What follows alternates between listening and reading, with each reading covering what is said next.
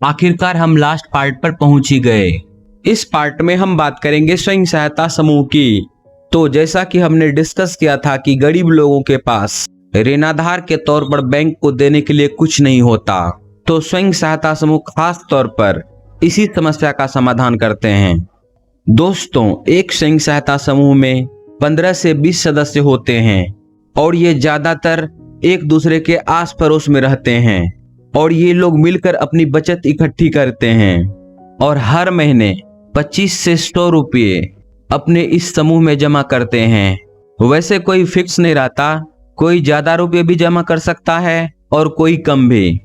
और मान लो कभी किसी सदस्य को रुपये की जरूरत होती है तो वो अपने समूह से ऋण ले लेता है और फिर ब्याज सहित लौटा भी देता है।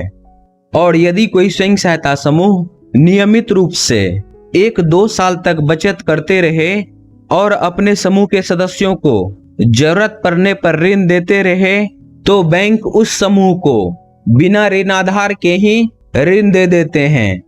और हाँ, एक चीज जरूर याद रखना, बैंक जो ऋण देते हैं वो उस समूह के नाम पर देते हैं और फिर वे लोग उस ऋण से अपना काम करते हैं, जैसे खाद, बीज और बाकी चीजें खरीदना, और फिर बाद में वे लोग मिलकर ऋण चुका देते हैं। दोस्तों, इस तरह से स्वयं सहायता समूह के ढेर सारे फायदे हैं।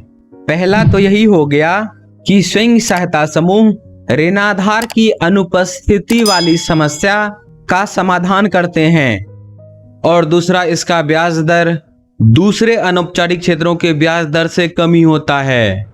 यहाँ एक चीज मैं तुम्हें बता दूं कि ऋण पर कितना ब्याज लगेगा वो समूह के सदस्यों द्वारा ही तय किया जाता है।